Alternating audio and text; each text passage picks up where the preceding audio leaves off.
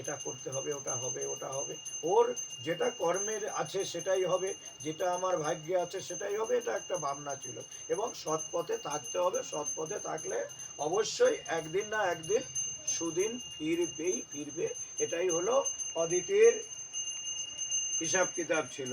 আর দ্বিতীয় হলো মানে আরো চাই আরো চাই, মানে এবং দরকার হইলে হিংসা করেও নাও, এই ধরনের। তো তো মার স্বভাব যেমন, ঠিক পুত্রদের স্বভাবও ঠিক তাই হবে, ঠিক সেই রকমই হবে। তো দেখেন, দেবতা হলেন অদিতির পুত্র। আমরা চেষ্টা করলে দেবতা হতে পারি, আমরাও চেষ্টা করলে দেবতা হতে পারি, কারণ আমাদের ভিতরে দুটো মানে আছে। একটা হলো, সেটা হলো শ্রীমদ্ ভাগবত গীতার বলেছে দৈবাসুর সম্পদ যোগ, মানে আমাদের ভিতরে দৈব এবং অসুর দুটো সম্পদ আছে। আমরা যেভাবে নিজেদেরকে তৈরি করব ঠিক সেইভাবেই আমাদের কি হবে। আমরা যদি দৈবী সম্পন্ন হই, দৈবী হবে আমাদের ভাব ভঙ্গিমা, এবং আসরিক সম্পন্ন হলে আসরিক। তো এইবার দেবতা হওয়া কিন্তু ব্যাপার না, কিন্তু দেবতা থাকা হলো ব্যাপার। এই যে ইন্দ্র আদি দেবতারা, তারা কিন্তু দেবতা, দৈবী সম্পন্ন, কিন্তু তবুও মাঝে মাঝে তাদের ওই অহংকার এসে যায়, লোভ এসে যায়, এবং ভোগ পিপাসায় মত্ত হয়ে যায়। তখন কি হয় তাদের ভিতরে?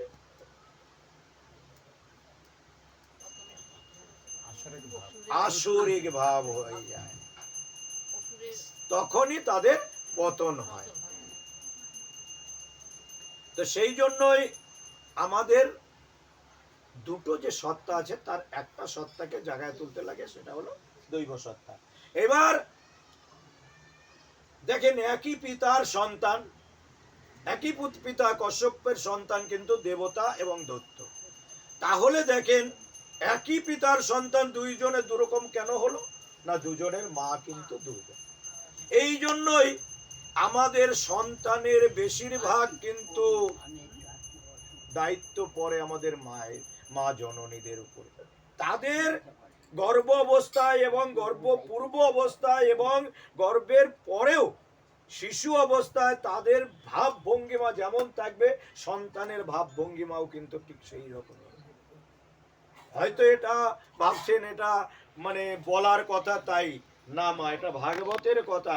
না হলে একই পিতার সন্তান, কেউ সর্প কুড়ো, কেউ দৈত্য হিংসুটে, কেউ মানে দেবতা কত সুন্দর, কেউ পক্ষী গরুর যে বিষ্ণুর বাহন, কি করে হলো?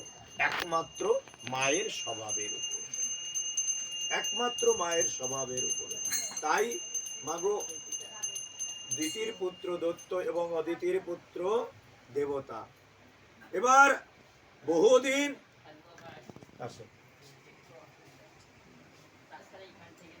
এবার দ্বিতীয় পুত্ররা যজ্ঞ করতে করতে অনেক সময় শক্তিশালী হয়ে যায়। তখন তারা কি করে? স্বর্গ রাজ্য আক্রমণ করে, দেবতাদের পরাস্ত করে এবং স্বর্গ অধিকার করে, যেমন করেছিল হিরণ্যকশিপু। তার মৃত্যুর পরে তার পুত্র প্রহ্লাদ, কিন্তু প্রহ্লাদ ছিলেন কিন্তু দৈত্য, কিন্তু তিনি কিন্তু দেবতাদের থেকেও ভক্ত বেশি ছিল। আমাদের বৈষ্ণব মহাজন যে আছে, বৈষ্ণব প্রধান মহাজন 12 জন, তাদের ভিতরে প্রহ্লাদ একজন। কোন দেবতার নাম নেই, কিন্তু কোন দেবতার নাম নেই, কিন্তু আছে কার নাম? প্রহ্লাদের নাম। প্রহ্লাদ দানী ছিলেন, ভক্ত ছিলেন, তাই তাকে 12 মহাজনের ভিতরে একজন হয়েছে। তার পুত্র হলো ভক্ত প্রহ্লাদের পুত্রকে বিরোচন, সেও কিন্তু মহাদানী। তার পুত্র হলো কে? বলি, বলি মহারাজ, যিনিও কিন্তু একজন পরম বৈষ্ণবের একজন, 12 মহাজনের একজন।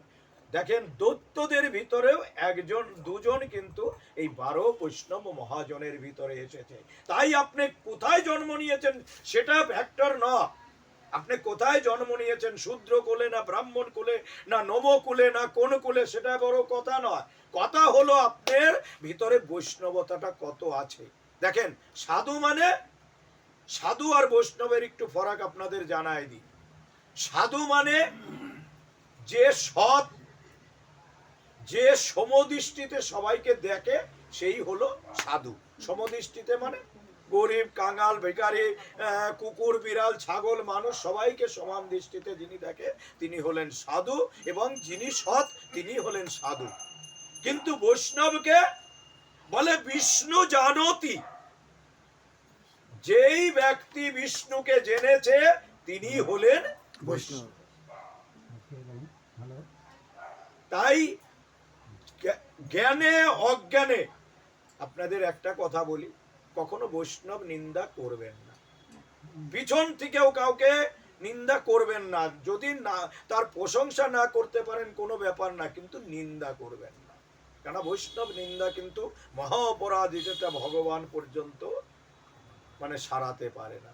এই জন্য জ্ঞানে অজ্ঞানে বৈষ্ণব নিন্দা করবেন না, কারণ আপনারা যেহেতু বিষ্ণুকে জানতে এসেছেন তাই আমি বললাম, না হলে হয়তো বলতাম না। যাই হোক, তো সেই দৈত্য বলিরাজ, কিন্তু আর একটা খুব সুন্দর কথা, এই বলি দৈত্যরাজ তিনি একনিষ্ঠ গুরুর সেবা করতেন। গুরুর বাক্য একটা দিনের জন্য তিনি মানে কখনো অলঙ্ঘন করেননি, তাই তিনি এত শক্তিশালী হয়েছিলেন। এইবার দেবতাদের পরাজিত করলেন। দেবতারা ভগবান বিষ্ণুর কাছে গেলেন, বললেন আমাদের রক্ষা করো। ভগবান বললেন এক তো বলি বিষ্ণু ভক্ত কিন্তু, এবং বৈষ্ণব কুলে জন্ম, দৈত্য হলেও তার মানে ঠাকুর দাদা বৈষ্ণব। দ্বিতীয় হলো যে বলির পেছনে আছে গুরুর দেবের হাত। গুরু যত সময় রুষ্ট না হবে তাকে ভগবানেরও ক্ষমতা নাই তাকে নাশ করে। তাই বলছে কৃষ্ণ রুষ্ট হলে গুরু রাখিবারে পারে, গুরু রুষ্ট হলে কৃষ্ণ রাখিবারে না রে। তাই একমাত্র উপায় কি, যদি ওর প্রতি গুরুদেব রুষ্ট হয় তবেই বলিকে দমন করা যাবে, নচেত নয়। দেবতারা কি করে ফিরে এলেন, কি করে বলির উপরে মানে কিসে গুরুদেব রুষ্ট হয়, কোনো চিন্তা ভাবনা করে কুল কিনারা পাচ্ছেন না। এমন সময় যতই মা সাধু প্রকৃতির হোক আর যাই হোক, যতই তার ভিতরে লোভ লালসা না থাকে, কিন্তু পুত্রদের যখন কষ্ট দেখে তখন কিন্তু প্রত্যেকটা মায়েরই হৃদয়ে প্রচন্ড ব্যথা লাগে। তো এদিকে দৈত্যরা ওই স্বর্গ সুখ ভোগ করছে, আর দেবতারা কোথায় মানে মর্তে কোথায় কোথায় ঘুরে বেড়াচ্ছে মানে ভিখারির মতন, সেটা আর সহ্য করতে পারছেন না অদিতি। তাই একদিন কশ্যপ ঋষিকে বললেন, এই প্রতিদেব মানে একদিন সন্ধ্যাবেলায় তিনি ওই ইসের থেকে এসেছেন, মানে তপস্যার থেকে ঘরে এসেছেন, এসে দেখেন অদিতি খুব মলিন মুখে বসে আছেন। তখন অদিতিকে বললেন তোমার কি হয়েছে প্রিয়ে? তখন অদিতি বললেন দেখো আমার কিছুই হয়নি, কিন্তু আমার পুত্ররা খুব দুঃখী, তো তাদের কিভাবে আবার সুখী করা যায় সেই জন্যই আমার মনটা বড় দুঃখী। তখন কশ্যপ ঋষি বললেন শোনো, তোমাকে একটা উত্তম প্রস্তাব দিই, সেটা হলো তুমি যদি একটা ব্রত আছে তার নাম হলো প্রয়ব্রত, সেটা যদি তুমি করতে পারো তাহলে ভগবান বিষ্ণুর আশীর্বাদ প্রাপ্ত হবা, এবং সেই আশীর্বাদে কমে তুমি তোমার পুত্রদের আবার সুখী করতে পারবে। কি ব্রত? প্রয়ব্রত। কিভাবে করতে হবে বলে মহাব্রত হয় সেও দ্বাদশ দিবস, প্রতিপত হতে সাঙ্গ তৃতীয়দশ। এই তিথি মানে ব্রতটা প্রতিপদের থেকে শুরু হয় এবং ত্রয়োদশীতে সমাপ্ত হয়। দ্বাদশ দিবস, দ্বাদশ মানে 12 দিন। প্রত্যহ করিতে হবে হরি আরাধন, অতিথি সৎকার পরে ভোজন ভজন পূজন। অতিথি সৎকার করতে হয়।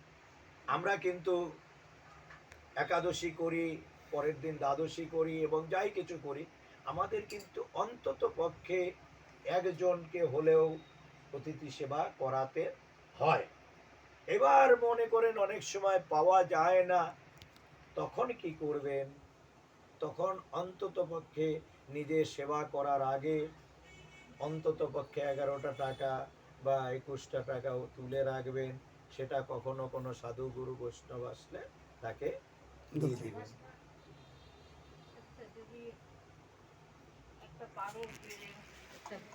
গোমাতাকে খাওয়ানো যায়, অতিথি পেলাম না, একজন গোমাতাকে খাওয়া যায়। হবে, গোমাতাকে যদি খাওয়াতে পারেন তাও হবে, গোমাতাকে খাওয়াতে পারলেও হবে। হবে। কীর্তন ব্রহ্মচর্য স্থান যারো ভূমিতে শয়ন। আমাদের প্রত্যেক মানে বড় বড় যেসব তপস্যা আছে, সাধন আছে, ভজন আছে, তার ভিতরে কিন্তু বেশিরভাগই ভূমিতে শয়ন আছে।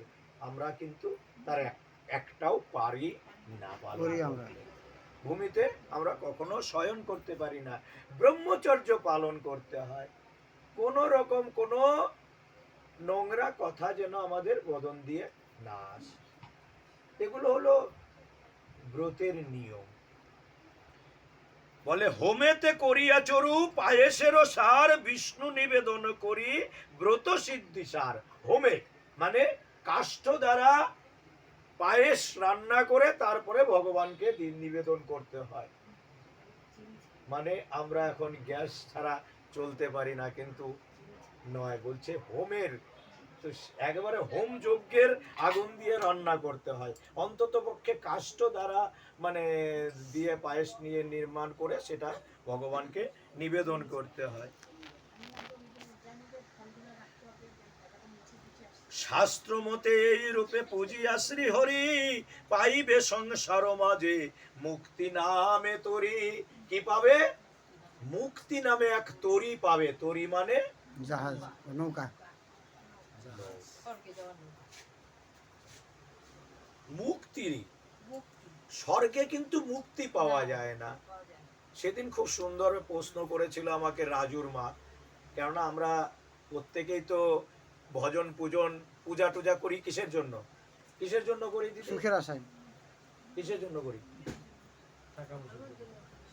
স্বর্গে যাওয়ার জন্য না। না না, স্বর্গে যাওয়া সস্তা, স্বর্গে ভালো থাকার জন্য। স্বর্গে যাওয়ার জন্য বেশিরভাগ মানুষ সেবা পূজা করে যেন নরকে না যেতে হয়।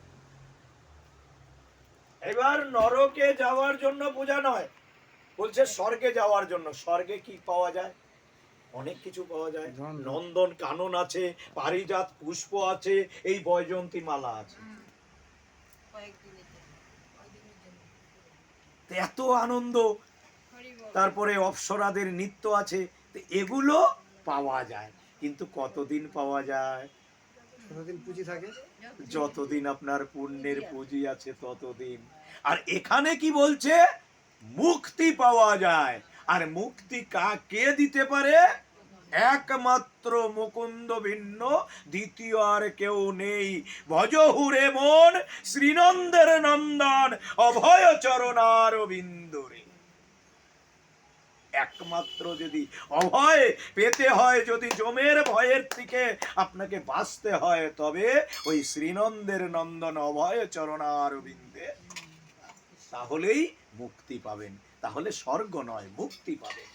কেন? স্বর্গ হোটেল স্বরূপ। হোটেলে যাবেন, যতদিন আপনার কাছে টাকা পয়সা পুঁজি থাকবে ততদিন রাখবে। যেই পুঁজি শেষ, বলে কাল সকাল 8টার ভিতরে চেক আউট করো, নাহলে অ্যাটাসি বের করে দেবেন। পয়সা পাবেন কোথায়? আপনার কাছে তো অতটুকু পয়সা ছিল। স্বর্গে গেছেন, আপনার পুঁজি তো আর বাড়াতে পারছেন না, ওখানে বাড়াতে পারতেন কিন্তু আপনি বাড়ান নাই। কে বাড়িয়েছিল? বাড়িয়েছিল এই বলি মহারাজ। এই বলি মহারাজ বাড়িয়েছিল। 3 মিনিটের জন্য শিব মন্দিরে প্রবেশ করেছিল, তাও কি চুরি করার জন্য। 3 মিনিট ওই শিবের সঙ্গ করেছিল, তার জন্য ওর 3 বছরের স্বর্গপ্রাপ্ত হয়েছিল। তখনও চিন্তা করেছিল 3 মিনিটের সৎসঙ্গে যদি আমার 3 বছর 3 বছরের মানে স্বর্গপ্রাপ্ত হওয়া যায়, তাহলে এই 3 বছর আমি কি করব। সচী মাতাকে বলল, মাগো তুমি স্বর্গের সিংহাসন দেখো, আমি কিছু সাধু সঙ্গ করিনি। স্বর্গের মুনি ঋষি সহ সবাইকে নিয়ে তিনি কি করলেন? সাধু সঙ্গ করলেন, ভক্ত সঙ্গ করলেন। তারপরে আস্তে আস্তে তিনি এক সময় এই স্বর্গের অধিপতি হয়ে গেলেন। এই জন্যই সৎসঙ্গ সাধু সঙ্গ অবিরাম করো। 1 দিন 2 দিন নয়, লাগাতার যতদিন জীবিত আছো ততদিন সাধু সঙ্গ সৎসঙ্গ করো।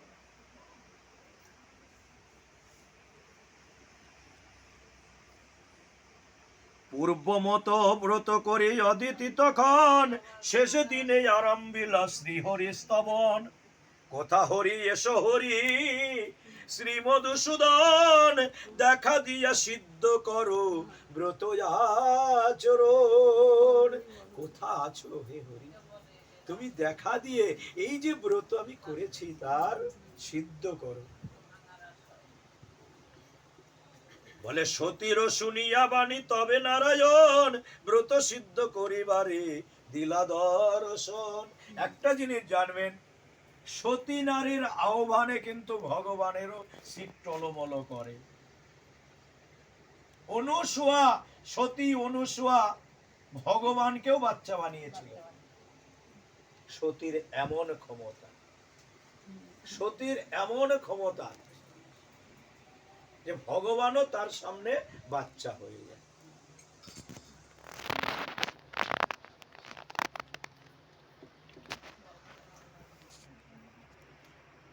অপূর্ব মোহন রূপ বর্ণনে না যায়, শঙ্খ চক্র গদা পদ্ম শোভে করে শোভা পায়।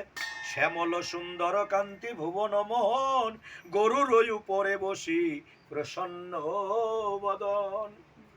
প্রসন্ন বদন মানে সদা হাস্য বদন। আপ্লুত আপ্লুত।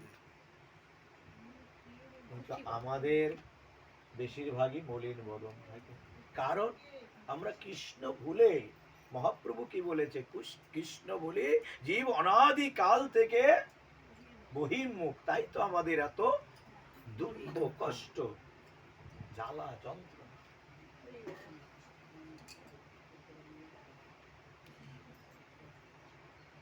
নিহারি হরিরে সতে করজোর করি, কহিতে লাগিল তুমি অনাথের হরি। তখন অদিতি মাতা